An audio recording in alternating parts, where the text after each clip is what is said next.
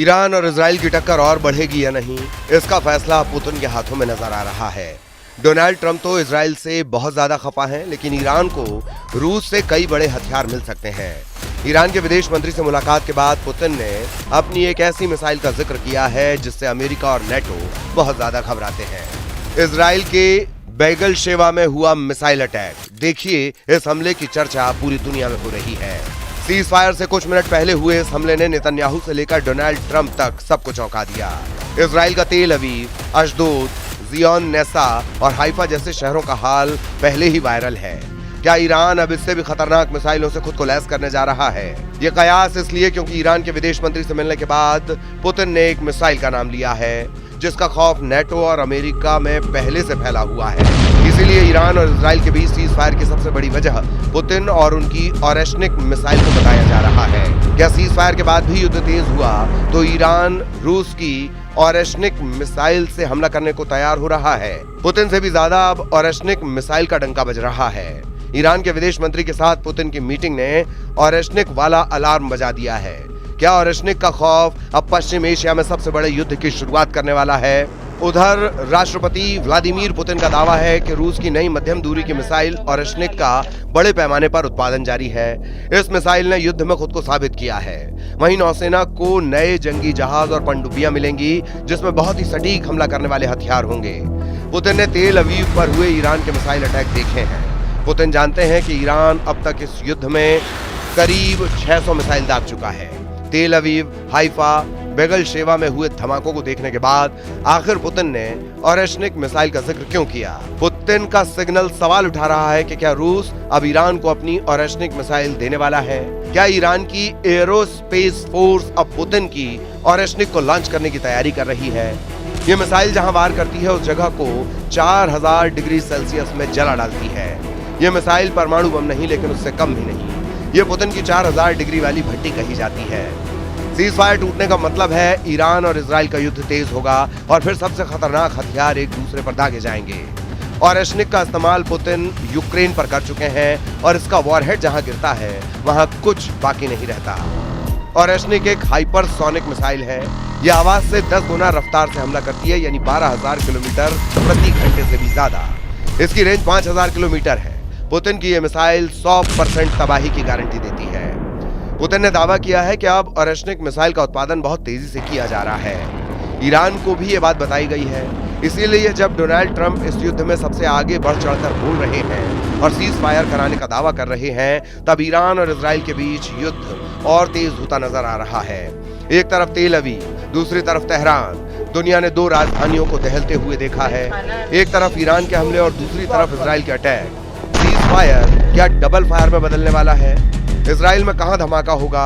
कौन सी मिसाइल गिरने वाली है? इसे लेकर इजराइल का मिसाइल ट्रैकिंग रडार सिस्टम अब एक बड़े शून्य में जाता हुआ नजर आ रहा है, क्योंकि ईरान ने अपनी सबसे खतरनाक मिसाइल से इजराइल को दहलाया है।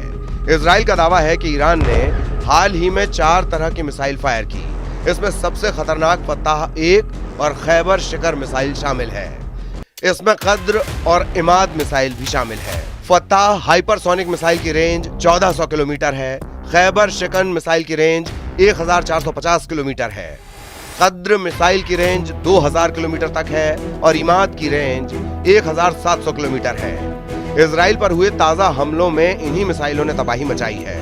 तेल अवीव से लेकर हाइफा और अशदोद से लेकर बीर शीबा और शेफाल जैसे छोटे शहरों पर अटैक तेज हो चुके हैं। इसमें कोई शक नहीं है कि ईरान में सर्वोच्च नेता अली खामेनी और राष्ट्रपति पेजेश्कियान की सरकार इजराइल और अमेरिका के टारगेट पर रही है और अब भी है।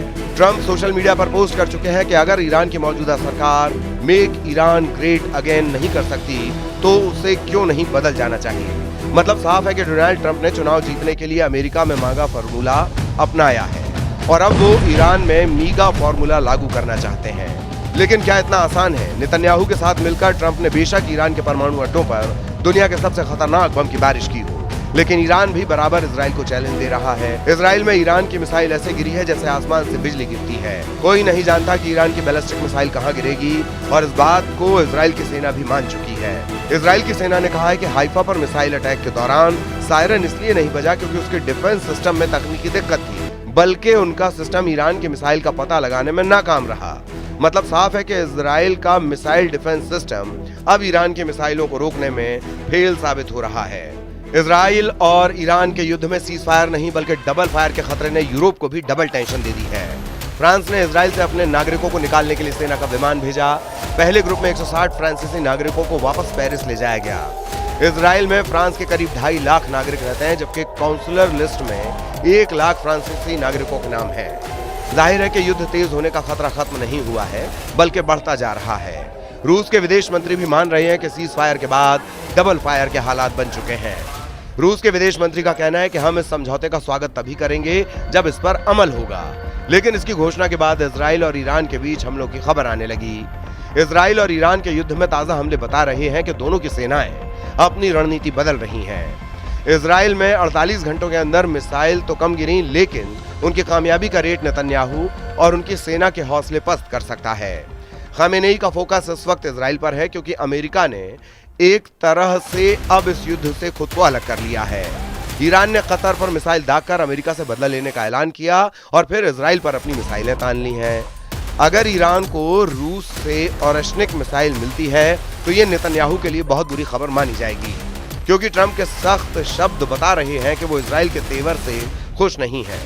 सीज फायर से पहले भी और सीज फायर के ऐलान के बाद भी ईरान और इजराइल में तनाव बरकरार है। इजराइल के शहरों पर किसी भी वक्त अटैक का सायरन बजने लग सकता है। हाइफा से लेकर तेल अवीव में ऐसे सायरन साबित करते हैं कि ईरान के मिसाइल हमलों को लेकर इजराइल लगातार एक्टिव है। लोग फौरन करीब के शेल्टर में पनाह लेते हैं। अंडरग्राउंड मेट्रो स्टेशन ऐसी सबसे बड़ी जगह बन चुकी है जहां ज्यादा से ज्यादा लोग फौरन छुपने के लिए पहुंच जाते हैं। इसलिए अगले 24 घंटे ईरान और इजराइल के युद्ध को लेकर बहुत गंभीर होने जा रहे हैं।